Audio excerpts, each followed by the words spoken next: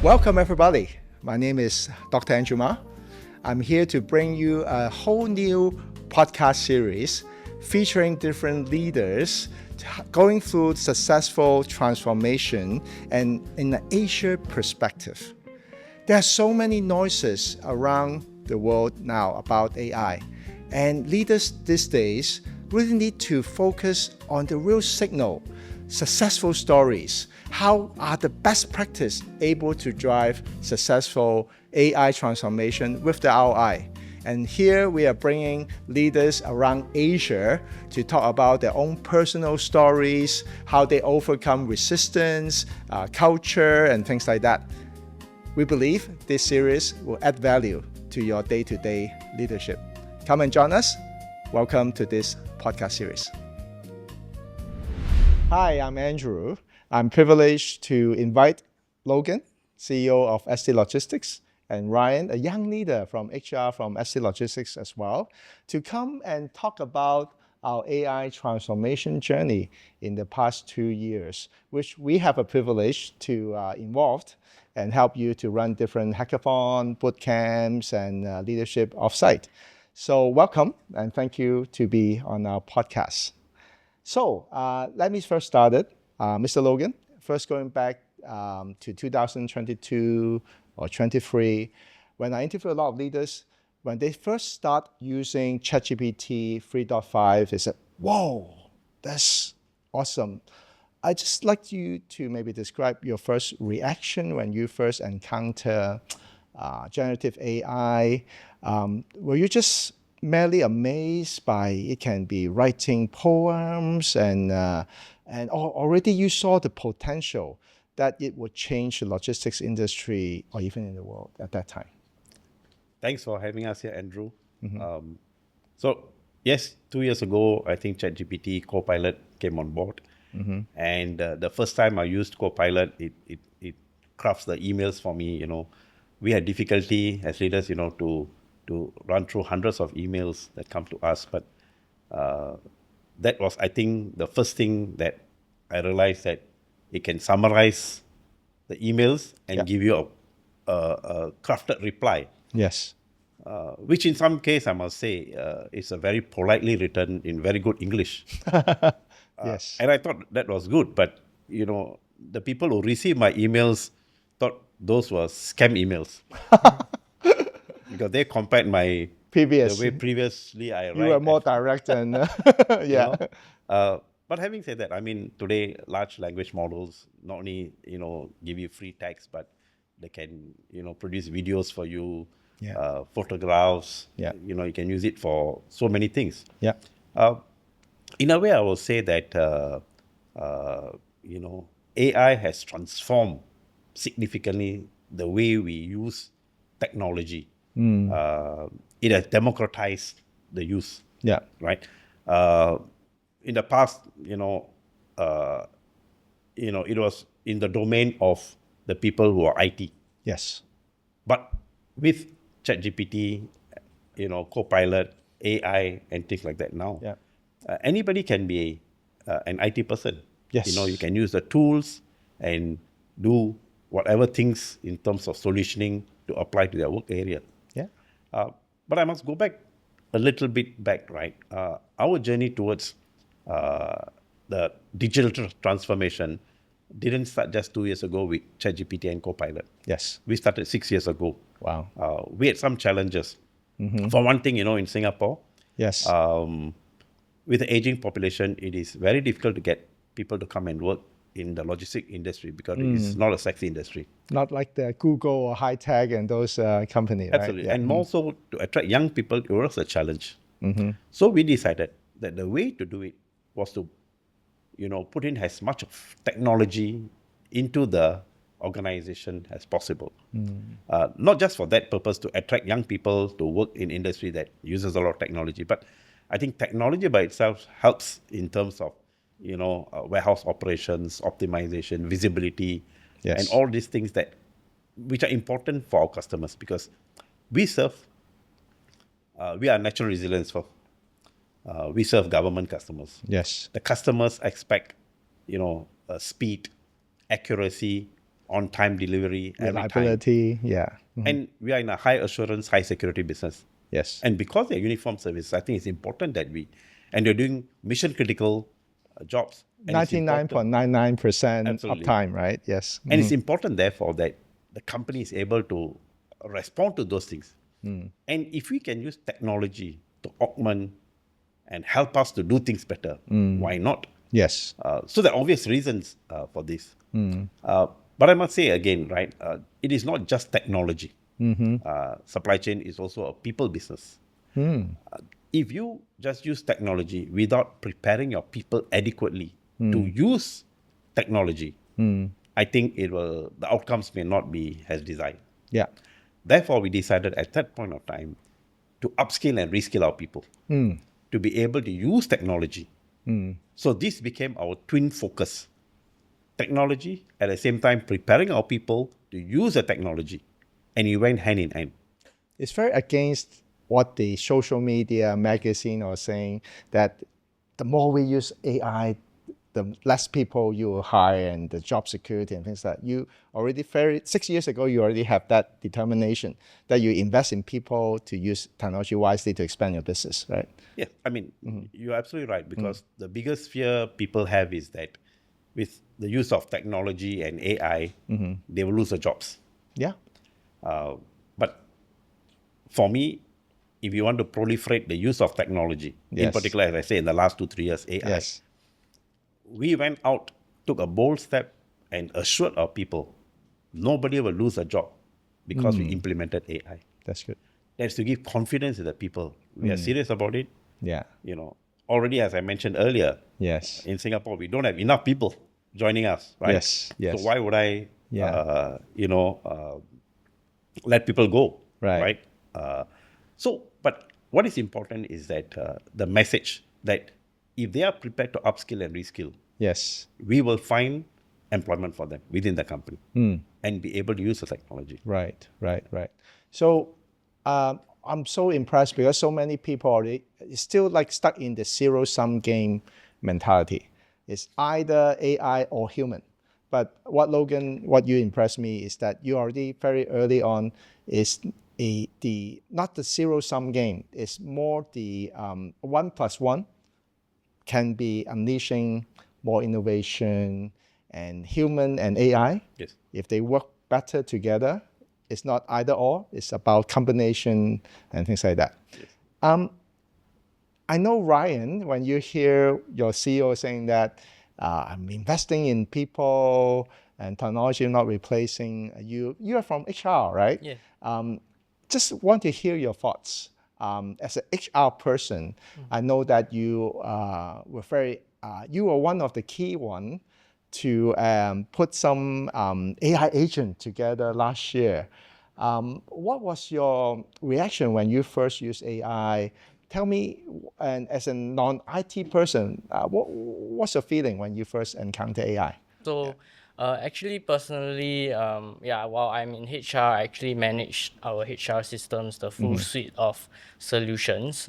So, it's not a very tech-heavy position. We don't do much like coding and stuff like that, but you still need to have a lot of understanding of the technical aspects. Yeah. So I mean, when AI comes up, right, one of the main things that really helped us was looking at all the technical specifications, the requirements and all that. So when we face any issues, right, usually you have to go through like hundreds or thousands of pages to look at the specifications. Yeah. But with AI, it's so much easier. You can ask any kind of prompts, and then it can go through these documents, online communities. All this information can be consolidated, so it's much easier to retrieve all this information quickly.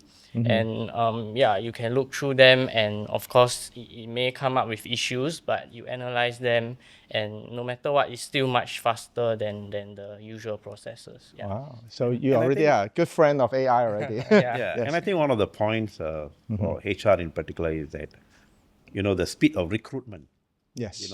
looking through all the CVs and yeah. collating those, because sometimes, I've heard of people, for just a job position, tens of people apply, and it takes a lot of time. But with Yeah. AI, it is now able to sift through Yes. and be pre-select. Of course, there are flip side to Yes. those pre-selection, but generally, it can ease the job much more than you Yeah. do it manually. Yeah. Before, there must be lots of overtime and hard work to scan through hundreds of applicants. Now you introduce this and focus more on the strategic HR, Yep. meaning talking with people, doing more culture change. I think that's more you aspire to be rather than scanning through thousands or hundreds of CV. I can give you another example, Sure. Andrew. So when we introduced AI in a big way, in 2 years ago, we selected the procurement area. Yes. We are a supply chain business, so it's end to end. You're sourcing, procurement, Yes. freighting, warehouse, inventory management, distribution. So it's an entire suite of services. But Yes. we selected procurement as an area that we wanted to put Focus in on. AI, Yeah. and we want to reap the maximum benefits from this area. So traditionally, in the past, a procurement staff call for tenders. They collate, documents that the vendors submit.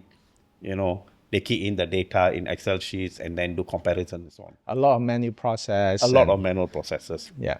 Then came, of course, electronic submissions. Yeah. Some digitalization and thing. And of course, That help. it helped. Yeah. Right.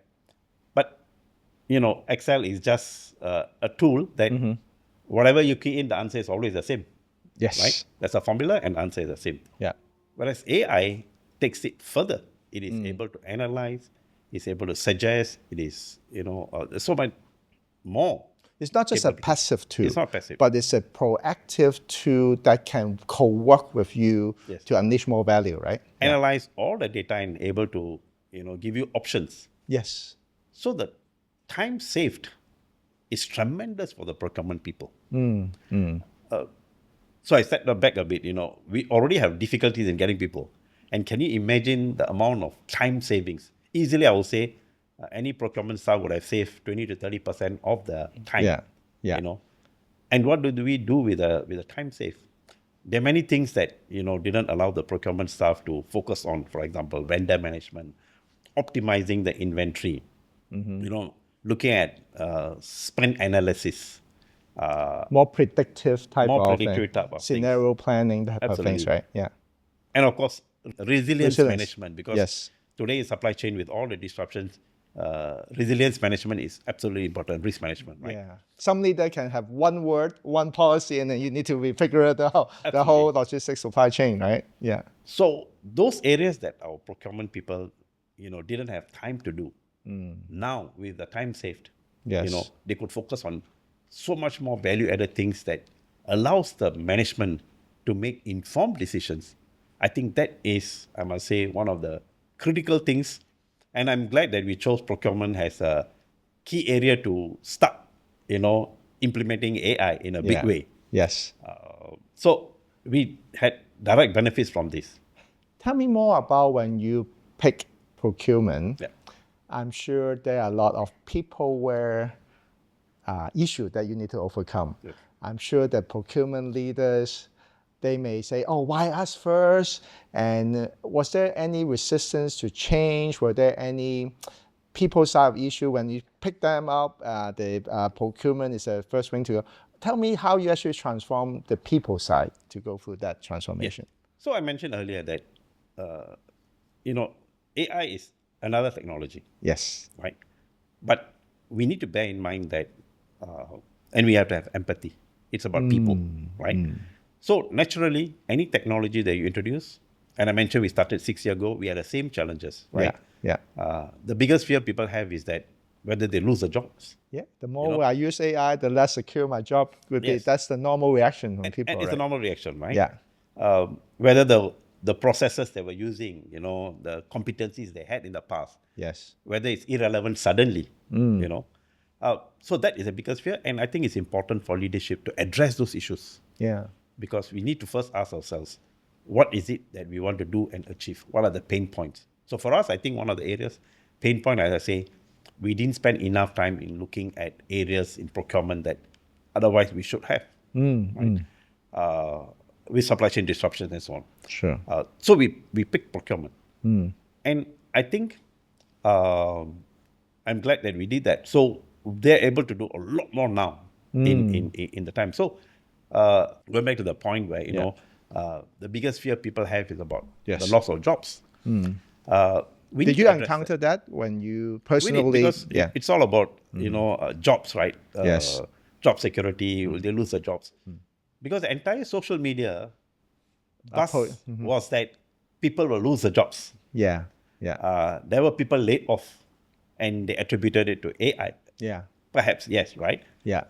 But we took a bold step to assure people, nobody, again, I mentioned, nobody will lose the job because of introduction of AI.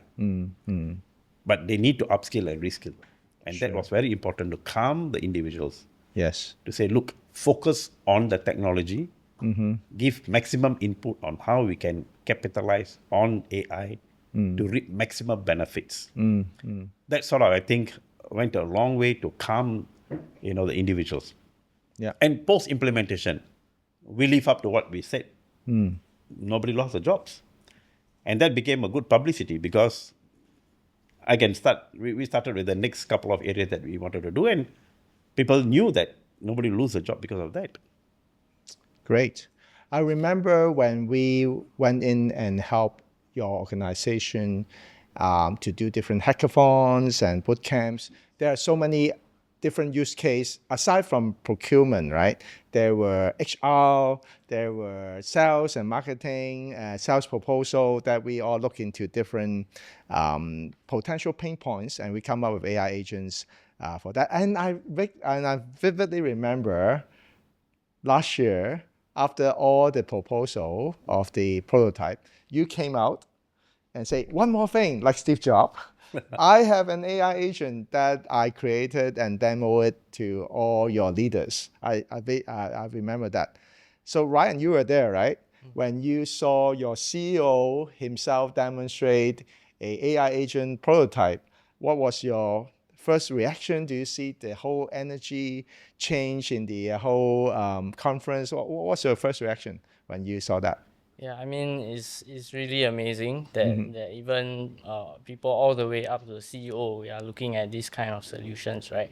So usually, I think in other organizations, you have much more top-down approach. The leadership says, okay, we need AI, then Go and do yeah, it go for and do me, it for not me. you develop Correct, it, right? correct. Yeah. Yeah, so I think how ST Logistics, we set ourselves apart from other organizations is that you can see that everyone up to our leadership, they have skin in the game. They are with you in this journey. And then for, like Logan has mentioned, right, we give everyone assurance that, you know, as long as you are able to embrace the changes, upskill yourself, reinvent yourself, innovate with all the new digital solutions there is, right?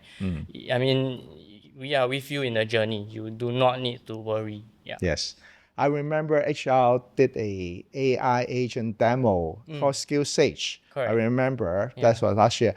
You were involved in that, Yes, right? yes. Could you tell us your journey, how you work with your HR leader, and how is now the status of this AI agent? Can you tell us a little bit more? When we want to come up with these solutions, we will always first think about what is the actual issue we want to solve. So for this skill stage agent, right, one of the main challenges is, of course, I mean, in HR, something very common is the queries that comes in, you know, when can I, you know, for our skills allowance, we book our COP sessions, we do our presentations. Maybe you can talk a little bit more about the skill allowance later on. Yeah, so one of the challenges is, yeah, there's like constant queries, questions on, you know, what do I need to include in my project presentation, all the information I need to put in, when can I do all these sessions. So these challenges, right, comes from like my team that's managing this skills allowance. So what we wanted to do was to have an agent to help with these tasks, to answer the queries, to help the people on the ground. Yeah, basically help them with these tasks. Yeah. I see. I see. What's the status of that AI Yeah, agent now? so I mean, we rolled it out last year in April period, but now we are actually having a lot of different changes to the skills allowance scheme. So we are going to make changes to the agent to give like more information there. Yeah. Okay, great. I want to change gear a little bit.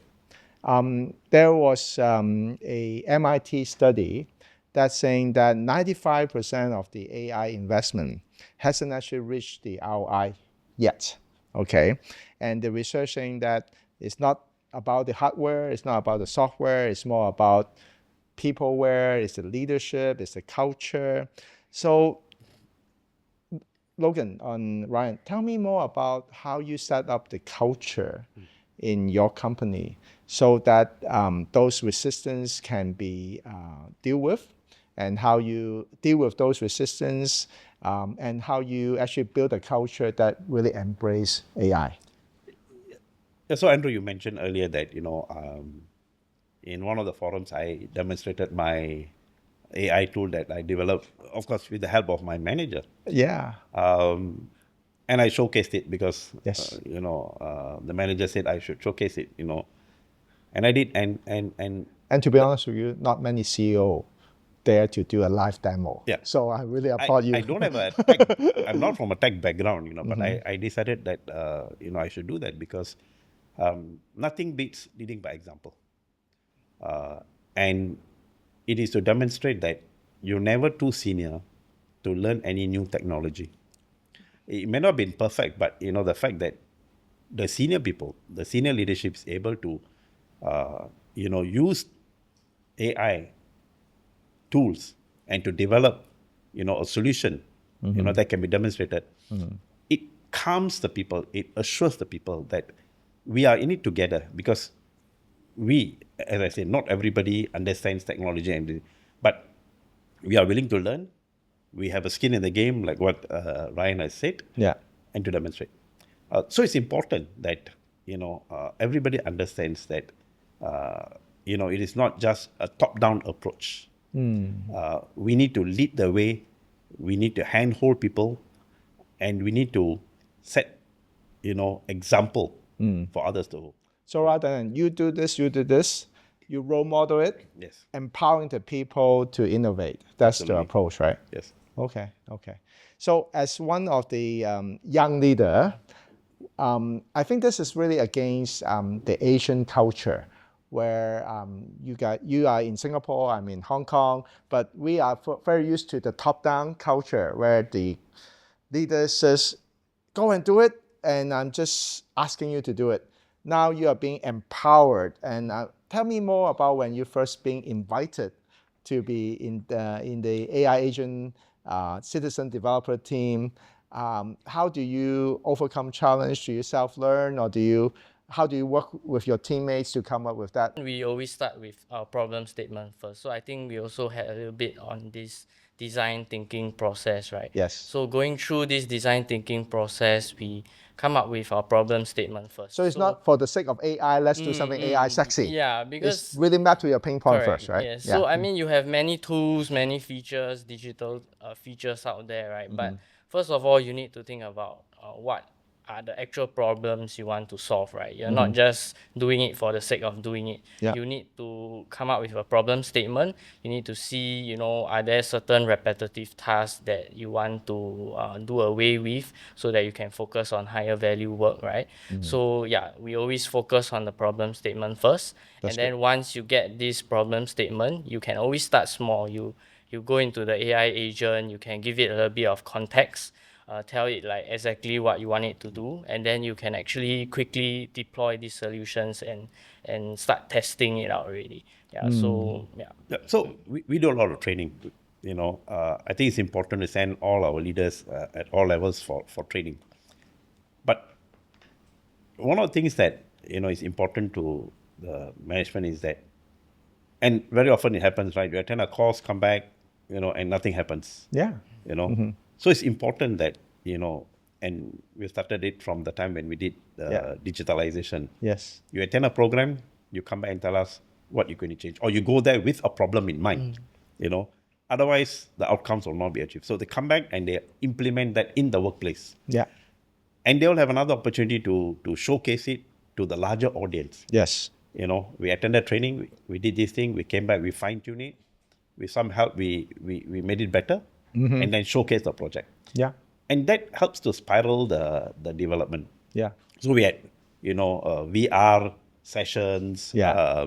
attending, we sponsor people to go and attend seminars and courses and so Yeah. on. So there was an upswell of enthusiasm. It is just like a flywheel, Yeah. The initial journey is very difficult, a lot of convincing, Yeah. a lot of hand-holding, Yes. leadership examples and all that. Yeah. But the moment the flywheel starts turning, it has its own momentum, Yeah. and it moves very fast. Right? Yes. But I will tell you, there is another problem, we have, right? Okay. After 2 to 3 years, suddenly everybody is interested in developing using AI tools to solve their immediate problems, Which is like it's a good problem to have. Problem. Yeah. I'm happy, right? Yeah. I'm happy to hear that too. Yeah. So Yeah. it's a happy problem, right? And, Yeah. and I'm saying in a positive way. Yeah. So we decided, I think, now that the momentum is there, we need to put in some governance, some structures, some governance, some criteria, which are the things are topmost priority, which are lesser, which are things that we'll take it up as an organization, to look at further to improve. What are those things that, our citizen developers will go ahead and do? Yeah. I think it's important. And if you look at it, recently, I think a couple of days ago, Singapore government actually released an AI framework and governance. And I think it's important as people embrace and do. In particular, I think in some areas where, AI agents can take over and do lots of things, right? But in 3 areas, I would say, in safety, in data, and where money is involved, I think we need to have good governance and watch over a bit carefully. But that's not to say we stop the development, right? Yes. We just have to put structures, governance, Yeah. so that we have it under management and control. I think I'm absolutely applaud you to put governance at this stage of your transformation. I think with governance too early, you kill the enthusiasm. Yes, absolutely. And say, you cannot do it, data security, no. If you know 3 times, people stop the fire. Yes. And just get, and everybody's so positive. And because SC Logistics is such a good brand, you are trusted by military and with the Singapore government, protecting your brand reputation. If we like the Silicon Valley mindset, which is go fast and break something, that's very dangerous, and you cannot afford to do that. And having the governance, I think this is definitely the right time to prioritize things and also understand the ramification. What's the influence, what's the impact to your stakeholders, internal client when you put AI into the solution?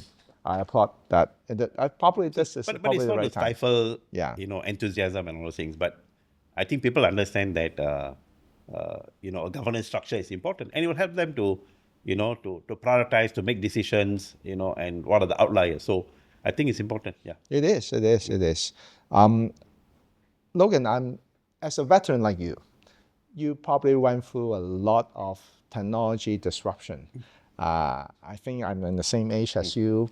There was no internet. With the internet, Yes. that's one disruption, and everybody moved to mobile. That's another disruption. Now AI. You are such a veteran. But is AI something different, or is the same thing that you have seen before?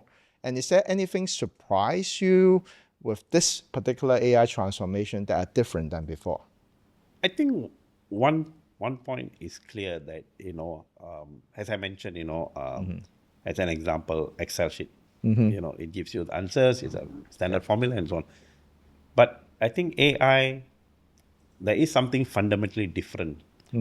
It's able to analyze and give you options and able to suggest, predict, and we continue to assure people.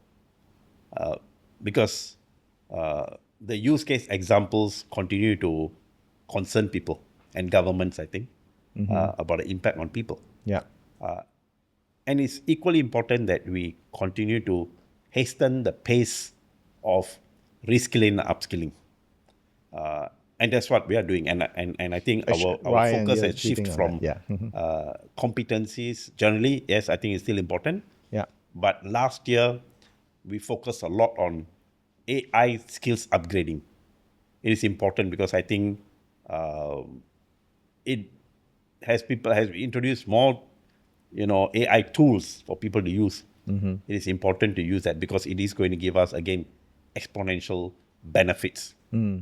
So far, are you happy with the upskilling level, or you still want your whole organization to be I leave bit Ryan more on to that? Yeah, talk Ryan. about it. Yeah, Yeah, yeah. I think there's still much work to be done. There's a lot of interesting use cases that you can use AI to drive the productivity of our people. So, I mean, in the past, I mean, in HR, something very common, for example, you need to pull reports and then you put it in Excel, right? And then maybe you need to manipulate the data and then you can send it out. But now we already embark on the automation part where you can schedule a job and do that. But with AI, it adds even more capabilities. For example, you can help to analyze the data. You can go through the rational thinking, the logical process, and then it can help you to make more strategic decisions there, right? So it's something that is really more different, it can do much more than just the automation part. Yeah. Yes, it's more than automation. Yeah, so Yes. Andrew, I just want to add to what Ryan has said, right? It's not just attending a course and upgrading. It's not just skills. Both parties must have skin in the game. So the individual attend course and come and implement, or make use of what he has learned in the workplace. The company then gives him a skills allowance. So if I think if we don't demonstrate that we mean business, it is very difficult because you may just at some point people say, what's in it for me?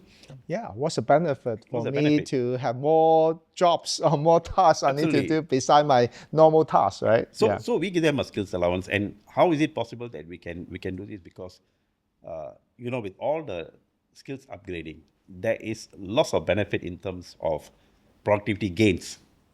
So some of it must flow down to the employees. So what is it for me? Yes, What? what's Yeah. in for me, and, Yeah. and we do that, and the productivity gains, some of it must flow to the employees. And once you have that, so I mentioned about the flywheel. How did we Yes. get the flywheel moving? Yes. So, we had a small group getting allowance, and then more people saw that and said, look, then maybe I should be excited to get in there as well. So I think that helped us also to move the flywheel. Logan and Ryan, I was very impressed by having the collaborative culture that you foster, particularly between the technology group and the non-technology group like HR. Because I've seen so many companies which I'm trying to help them to go through AI transformation. Sometimes the AI training or the upskilling, the HR may say, I'm leading, the IT said, I'm leading, and somehow they don't work well together and the transformation effectiveness was not as good. Could you tell us more about how you actually manage that conflict and how you help your team, the tech and the non-tech team, to work well? So let me start. I mean, Ryan can add on, right? If you go back earlier to the point I made that there are twin engines that we focused on. One is technology, and the other is skills upgrading. This works hand in hand. And of course, you're absolutely right. Who got the more power? Who got the more Absolutely. budget? Sometimes we, So in this case, workforce development, skills upgrading is a HR function, so to speak. But in our case, we have put that under the CTO because he has to have skin in the game as well. yeah. So he monitors, tier 1, tier 2, tier 3, who has attended the course, and what is the percentage of people have upgraded. That's rare because most of the upskilling KPI was assigned to HR only. Yes. Yeah. So HR will facilitate by making sure that people are available for the course, they go for the course, they come back and they deliver all those things. But you're absolutely right. We don't have bandwidth or time to have internal friction. And it's important. Once leadership buy in, they have to work together. And we are structured in such a way that HR and IT has to work together. That's great. In some sense, I must say, IT does, benefit from this tremendously, because in the past, lots of projects, are stuck in the IT department. Either they do it themselves or they outsource it. But today, with a lot of citizen developers, a lot of our people who can actually develop solutions using AIs, and our CTO actually make sure that he focuses on this, because then the burden is not on him, with a long list of things to do. So now they are very much focused on key projects, whereas those things that are low-hanging fruits that AI and some of these technologies that we have can use for them to do, they go ahead. That's great. Yeah. Ryan, you want to add anything? Yeah, Ryan, I heard that you are the go-to person when the citizen developer have issues, need help. You not actually as a technology person, as HR person, become the go-to person. Tell us more about your work and how you actually help to solve the issues. Yeah, so I mean, in terms of being in HR, right, I don't really see it as, okay, HR, then you don't really think about the technical aspects, right? Because how we frame it is that we are actually the business domain experts, and we are able to understand actually what is the pain points that we face.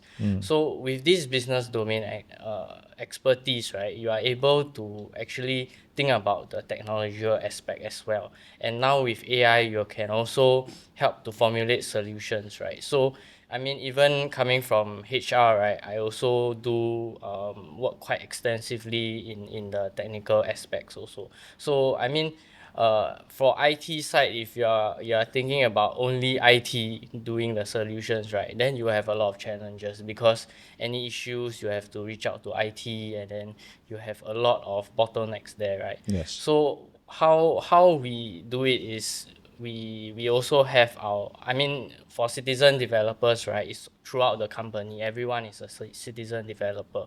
But recently we also came up with this advanced citizen developer, where the more advanced people will actually come together and then help all the different citizen developers. So it's more of a community that we are trying to build here, because it's not just like, okay, I just solve my own issue and then I don't think about anything else, because everything comes together, right? Because even if you are developing a HR solution, there's some technical aspects there. Yes. So I mean, with AI, you can also understand and learn about these issues also, right? So yeah, you don't have to just be, yeah, HR is HR, IT is IT. Yeah.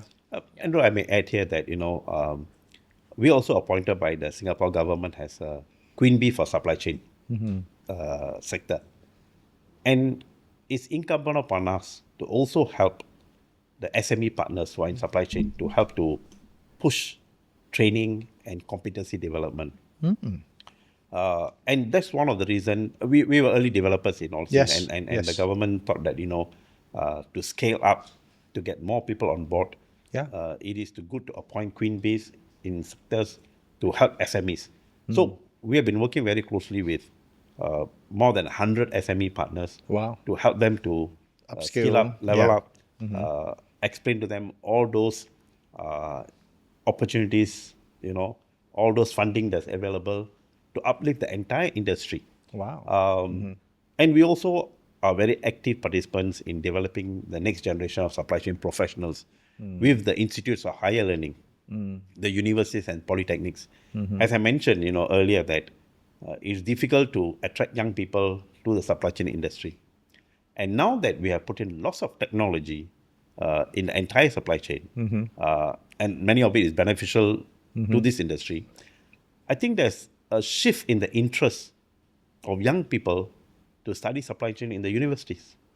So we have been partnering institutions of higher learning to sponsor people, to provide internships, so that they can benefit from all these things that's happening in the industry, and it will help the industry across Singapore. Definitely, the way I look at it, in the past 2, 3 years, everybody focusing on Google, OpenAI to develop a generic AI. I think 2025, 2026 is the year where different industry domain experts like SC Logistics who can lead the industry to have best practice, good use case, how to use AI in logistics and help the whole industry to move forward. Yep. I think that's the opportunity to seize, and I'm glad that as logistics playing that leadership role Yes, on and, that. and I must say that, COVID, I must say, is no less, I think, unfortunate incident, but, COVID raised the profile of supply chain. With all the disruption in supply Yes. chain. You And cannot there are go to the events, mall, you have to and ship there's to your more and home. more Yeah. of these Yeah. things happening Yeah. in the world, right? So I think people see that supply chain is important. Anything that you want to move, anything you want to buy, it's all about supply chains. And therefore, Yes. there's a sudden, Yeah. I must say, interest in supply chains. Right? Yeah. It doesn't sound sexy, but it's essential. It's essential. And if we can combine the sexy AI technology Yes, absolutely. into your industry, Yes. there are lots of opportunity. Yes. Young people, I think if they see that, they won't see I'm being threatened by AI. If I'm have an expertise, know how the logistics industry work, and apply AI wisely, like Ryan, can have a bright future. Yes. Yes. And absolutely, you hit it in the nail, right? So we are attracting more and more young people to the industry now, in particular the company, because when they come in, they see lots of technology implemented across the organization, and they are inspired by these things. Yes. So I used to be very concerned about attracting young people. Today, not a problem. Yeah. As a young person, Ryan, I know in the hackathon that we have, you are pairing up with very senior leaders. The young citizen developer have to have the courage to work with 2 level up, 3 level up, and having those opportunity. Do you see because old people know the complexity, the nuance in the industry, but the young people know the technology better and things like that. How do you see the cross-generational collaboration in SC Logistics in the past few years in the AI transformation?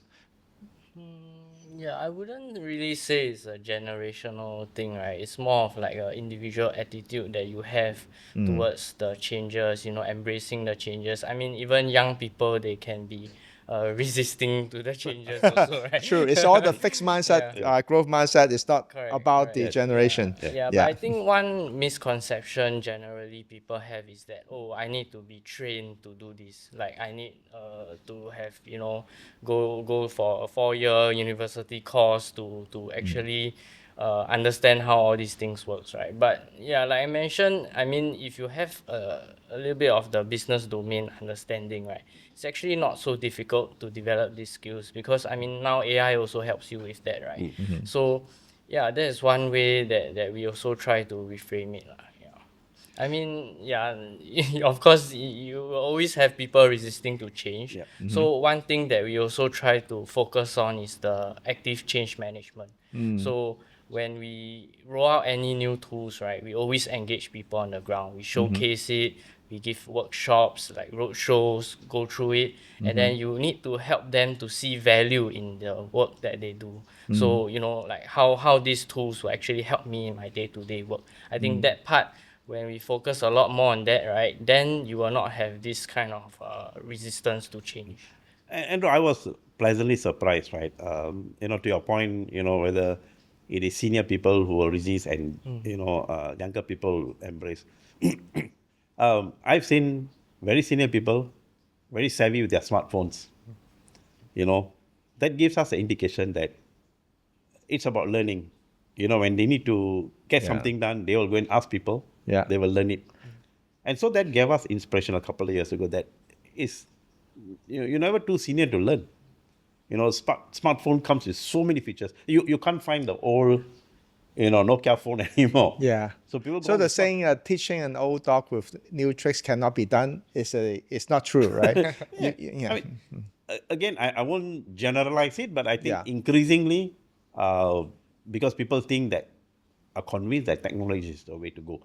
And our young people, of course, when they get home, their parents are senior.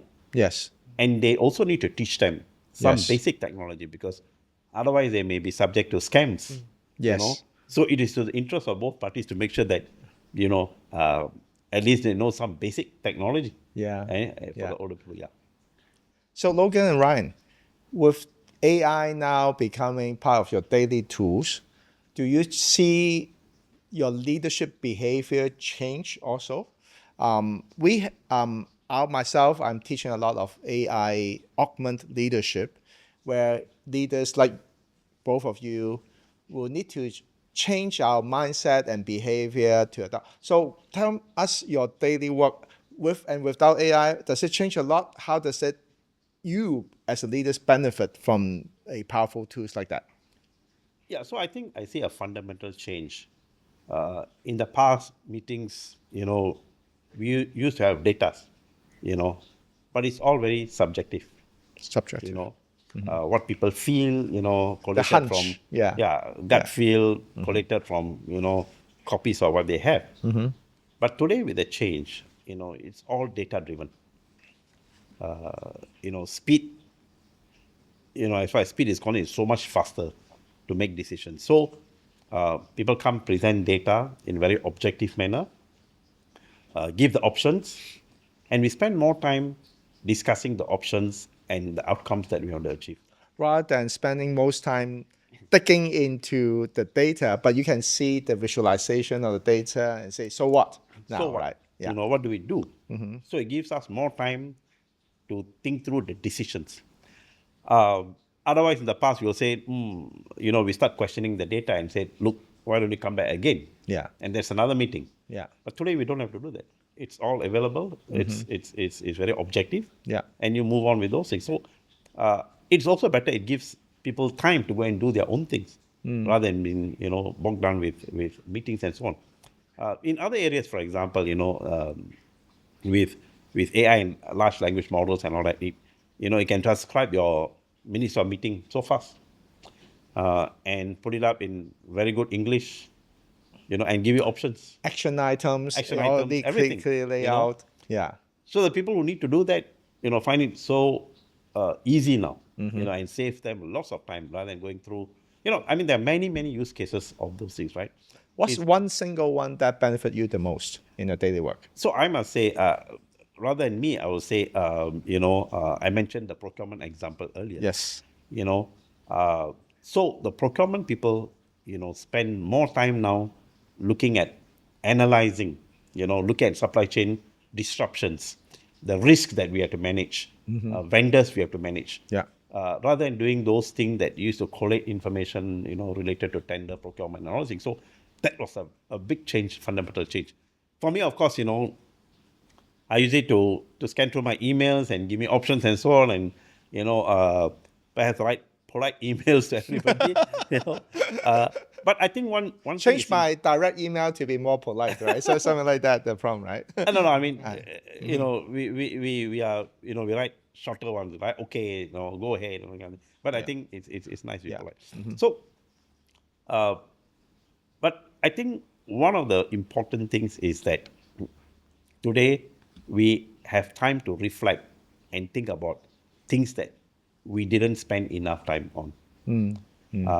It frees up lots of capacity for us to focus on many, many areas that we didn't do. And I think that is important. So AI help you to become even better leader. Yes. To focus more on the strategic stuff. The tactical stuff you can let AI to handle more and more, right? But again, I will add here that we don't leave everything to AI and technology. At the end of it, leaders must own the decisions. Accountable for the outcome. We must still be accountable. Yeah. And that's important. That's where, again, I will say technology and the people, Yeah. work hand in hand. Yeah. 1 + 1 = more than 2, Yeah. as you said. Yeah. Right? It is not either technology or, Yeah. people. It is both. When I talk to leaders like you, I think the key is about when do you step back and let AI to do more work? When do you need to step in as AI in the loop or AI on the loop that's a discernment. Yeah. And the technology is rapidly changing. Sometimes you need to dynamically manage when to outsource more, when do you actually need to take care more. I think that's a daily discernment that we need to manage. Yeah. Ryan, what is one tool that you find it really change your daily work in your HR operations and your, is it? Yeah, so I mean, on my day to day, not just managing the HR solutions, right? I'm also a citizen developer. So in the work, there's a lot of issues that you have. Of course, we have these low code, no code tools to help us, right? But even with these low code, no code tools, there are still issues that you face. Definitely. So one very big difference that I see for AI is that it is able to help you to analyze all these issues that you are facing, right? So yeah, I've been able to solve these problems and deploy the solutions, troubleshoot the issues and so on. That's Yeah, great. so this is one of the things that it has helped me quite well with. Yeah. Let's shift gear a little bit, more on the future, Logan. SA of logistics have definitely gone through effective AI transformation so far. How do you see in the future in the next 3 years? Do you still see a logistic company that happen to use more tech, or do you fundamentally see what DBS, you're another poster child? I'm a fintech company now, not a bank anymore. Well, how do you describe the picture of the future of ST Logistics? So I would say we are, a hybrid. We are forward-looking, technology-driven supply chain company. So I won't choose either or, but I think it's how we embrace technology, because we've seen tremendous benefits from, the digitalization journey, the automation, as well as now, with AI coming on board. So we have seen tremendous improvements, but yet, we are still a supply chain company using technology to transform the business and to bring good outcomes to our customers, right?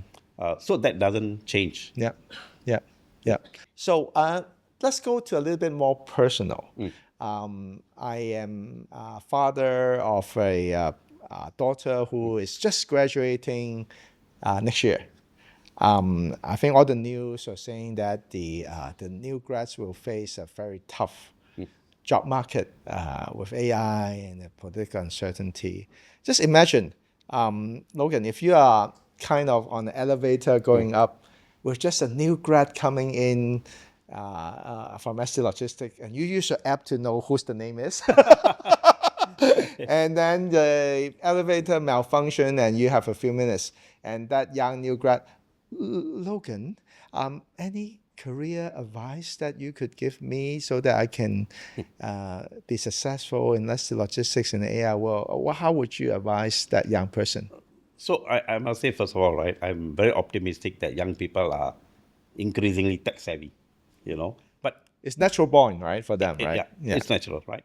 Yeah. But I will say, if they ask me, right, first thing, go and learn an AI tool, use the AI tool to leverage and develop a solution and make sure there are good outcomes.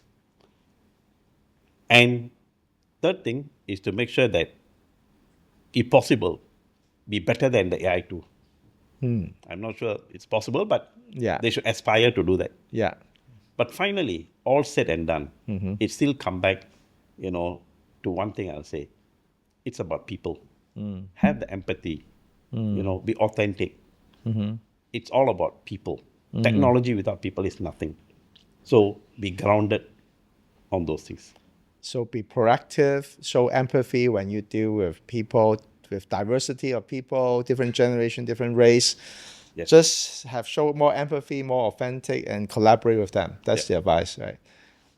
Right? If you have a new grad HR want to give some advice to young people, what would you give them? I would say it's very different now, because when you're looking at roles, I mean, don't always think of the traditional, you go and look for the normal kind of roles, right? I mean, with AI, there's always newer roles that come up with, and it focus not just on developing AI solutions, right? But also to deploy these AI solutions to all your areas of work, not just HR, IT, any kind of work, right? So, yeah, I mean, don't always think of like the traditional aspects. I think yeah, you can focus more on what are the new things that comes with the new AI tools. Yeah. Okay. So Logan, now last question I have. Let's say you have a drink with a another CEO in another industry. They are really stuck, and the AI transformation goes nowhere. They are the 95% who didn't get it through. So after a few drinks, hey Logan, what's your advice for your CEO, other CEO friend who are going through AI transformation? What are the tips? What are some of the best practice that you could help your friend to learn from the transformation journey from SC Logistics? Right. First, I would say, before you jump into any technology, think about it deeply. What is the pain point you're trying to solve? The whys. Answer the why. Then think about the people. How are you going to bring along the people? Because whatever technology you introduce, there's always this fear from the people. Yeah. Will they lose their job? Yeah. So you got to address the culture issue, the people issues. Start small. Start small, but have an idea where you want to go. So plan long term, but start small. Yes. And not AI because of the sake of AI, ping pong first, and motivate the right people to solve those problems. Absolutely. And you must have champions. If you don't have champions, chances of things being, derailed or not successful is very high. In our case, I mentioned that we focus on the procurement group of people, help them, and show them the benefit of how, AI can transform the way we do the business. So get some small wins, show the ROI in the procurement, Absolutely. and then spread it to other And departments. then they become your champions. They become your proponents of this change. Right. So I think these are very critical. Yes. In how I would say, a company want to start on the journey. Did you learn this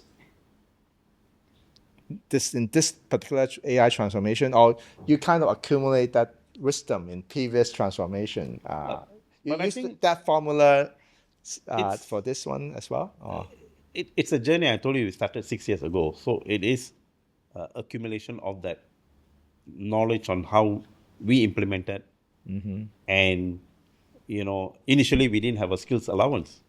And we realized then that, if people don't have skin in the game, it's a challenge. Tell us more about skill allowance, because not all the audience from Singapore. I think Singaporean people would know the benefit of it. Yeah.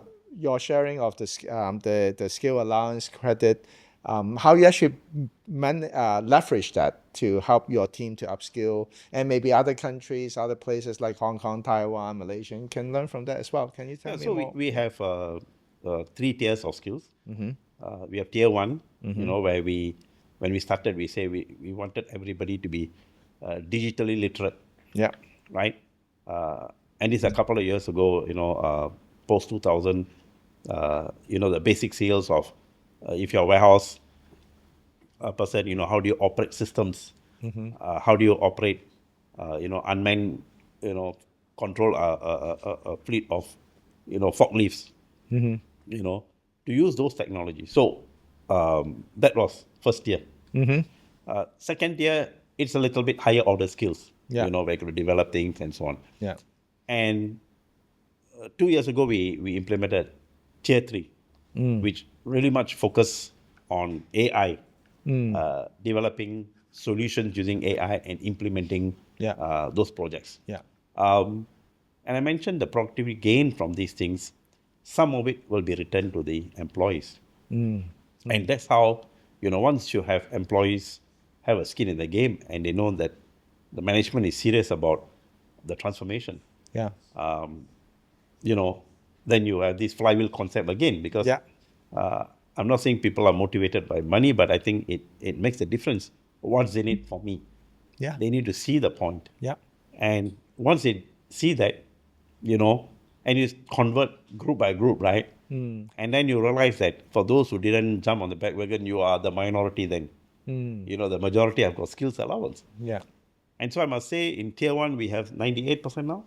98%. 98%. Wow. Uh, Is there industry benchmark in I logistics? don't know or whether do you think- there's any benchmarks, but Yeah. we set our own benchmark to manage this because Yeah, but 98%. we are serious about Yeah. this transformation. Yeah.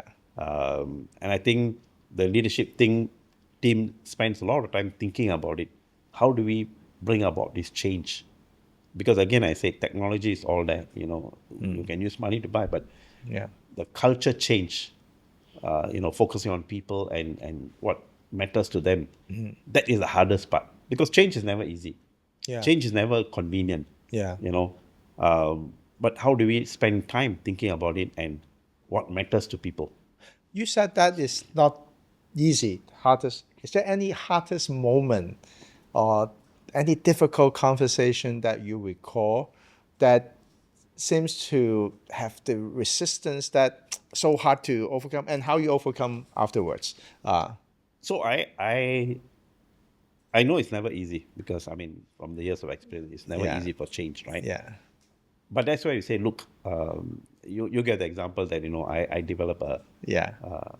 a simple AI tool solution to showcase, and I know that if leaders are not involved, if they don't lead by example, they just dictate the way forward and expect people to follow. It is not possible. Yeah. So all my leaders had to do something about it, so that people know that we also have challenges, we also have fears, we also are vulnerable, Yeah. right? Yeah. And therefore, when they see those parts, people are convinced that, look, we're all in the same boat. Let's try together, we're in it together, Yeah. And when people see that, I think there's less of anxiety, there's less of concern and worry. So I must say for leaders, it is something that cannot be dictated from the boardroom. We have to get down and we have to do it. And in our case, right, we hold very frequently, every 6 monthly, a session where people who have developed solutions come and showcase their solutions, for the rest of the people to see. That's good. That's good. And I always believe, right? I'm not sure whether you're my generation that you can know there's a program called "If Yan Can Cook, So Can We." Oh, yes. So can I, right? We're in the same generation. Yeah, okay, right? So I Yeah. remember this, Yeah. I used to watch it when I was young, right? If Yan can cook, Yan can cook, so can can I. we. Yeah. Something like that, right? So that inspired you to do the demo too, right? Yeah. So if a year people ago. see, then they're convinced that we also go through challenge. And I didn't do it by myself. I actually asked a manager to come and help me. I think I took. You are about very 2 transparent. Yeah, I You're not took- saying that I developed myself, and you actually. I remember you showed the video. Yes. That your Manager, assistant yeah. come and together and Yes. do it. You are very transparent because a lot of the leaders, if it's I do it myself, Yeah. and you just keep it No, transparent. I don't have tech background, so the manager came and helped me, teach me Yeah. for 2 to 3 days and develop a program. And I must say that was for me itself, it's a learning journey, and I thought it was important. I didn't know they're going to show that video, but Yes. but so a flywheel, as I say, in order to get the momentum, Yes. there's a lot of things that goes in there. Yeah. You know? Logan, you know how many times I use you as an example in telling other company, if you as a leader want AI transformation, you have to get your hands dirty. You have to roll up your sleeves. Yes. And like Logan, that he actually spent, you spend 2 hours per day to learn for a few days. That's unheard of. CEO like you must have thousands of email every day, many government officials you need to wine and dine, but you actually demonstrate that this is more important and I need to role model it. So I really applaud that. Yeah. Thank you. Andrew. Yes. Ryan, anything that you want to add from HR perspective that we can learn from your tier 1, tier 2, tier 3 upscaling, how you actually motivate people to go through 98% of commission, how you help to motivate them? Yeah, I mean, on the point of this skills allowance, right? I don't think there's much organizations out there that are actually, that have such a scheme, because I mean, first thing they will think of is the cost, right? Yeah. Yeah. How do we justify the cost of having a skills allowance, something like that? So I mean, actually, I have a bit of funny story to share about this Please. skills allowance. So actually, when I first joined ST Logistics, it was only like 1-2 months in, right? I was sent for a course for mobile app development, right? So yeah, I managed to get this skills allowance. Then yeah, I was sharing with my ex-colleagues. We do quite frequent meetups. So I was just sharing about this skills allowance scheme. I said, oh, I joined ST Logistics. I developed this mobile app, and then I get a skills allowance. Yeah. So of course, first thing they will ask is, how much do you get? Yeah, how much you get? Yeah, so I just told them a couple $100. Then they were like, oh, okay, no Every big month. deal, right? Every month. Every month. Yeah. So I said, then I told them it's every month. Then they were shocked. They was like, wow, how can I get on So board? it's not that common. Yeah, But it's not even very the common. scheme is there. Yeah. Not many company actually use that scheme in No, Singapore. it's not a scheme, but Yeah. it's something that we have developed in the company. I see. We've been trying to, propose this and encourage people to come on board. But I think there are many other considerations companies have, Yes. because it involves money. So I think it's challenging. But my simple rationale is that with all the productivity gains that we have, people must benefit from this. Do you need to show a lot of convincing to your board of directors on that? That is a leadership Tell me, responsibility, yeah. I must say. That's a leadership Okay. responsibility. Yeah. And there are occasions, that we say prior to board, we set up a session for the board members to look at all the solutions, the tech solutions that our people have developed. So they know the showcase. They showcase. They see Yeah, the either showcase. individually or groups, and how the company has benefited Wow. with good outcomes. Wow. And so I think the board is convinced that if you want to hasten the pace of tech transformation. Were they skeptical in the beginning, or were they not at all. very I go don't along think that? so, Yeah. because everybody knows that, in a bigger scheme of things, everybody knows that technology is going to come big way and things are going to change. But how do you do it? How do you benefit from this? Yeah. Yeah. That's something I think I'm thankful to the board. They're convinced that, it is important. They saw the examples. And the individuals explain, how they developed the program, how they came up with the solutions, how they got help from people, and how they're going to use those things. It's not just developing the solutions, but how are they going to use it in daily work? I think that convinced the board that it is a good way to go. Yeah, I think to add on also, I mean, you also have to consider from a HR perspective, right? It's a retention of your staff, right? Yeah, because like we mentioned, what's in it for me, right? Yeah. Yeah. So having this scheme, right, you are able to not just retain staff, you retain good staff, because they are developing all these fantastic solutions, Yeah. and it's not right that they are not incentivized to do it. Yes. Yeah, absolutely. I think Ryan brought up a very good point, and it's from a HR perspective. The cost of recruitment Yes. is not cheap, right? Especially attracting the good people, right? Yes. Yeah. So we spend a lot of time, when people resign, we spend a lot of time talking to them. Yes. But actually, I think we should spend more time and think about how to retain people. So I mean, again, subconsciously, all these things actually help. Yeah. One of the things, I mean, there could be many reasons why people leave the organization, but remuneration is one of those things. So if there were a lot of transformation and we didn't reward the people, then again, we go back to the same point, right? What's in it for me? Yeah. But when people see real tangible, results, for their own, Yeah. I think that inspires, and Ryan is a good example, right? Yeah. Yeah. Yeah. Last question. What keeps you up at night? is AI advancing so quickly that we will reach AGI very soon, and then we become all replaceable, or AI suddenly go rogue and then you control the world? Is there any things that keep you on your toe that that may be facing this danger, and then how you actually deal with that? You have 100% optimism, or there's something that worries you a little bit on the AI speed? I of think there are risks. advancement? I mentioned a little bit earlier that we need to look at governance, and I think I'm glad that the government has rolled out the governance framework because Yeah.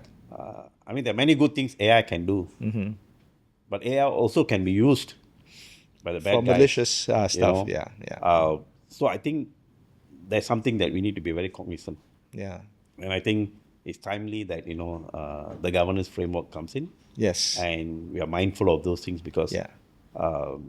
I mentioned, if you have a lot of data, if it involves money, involves safety, I think these are areas that we need to particularly pay attention to, right?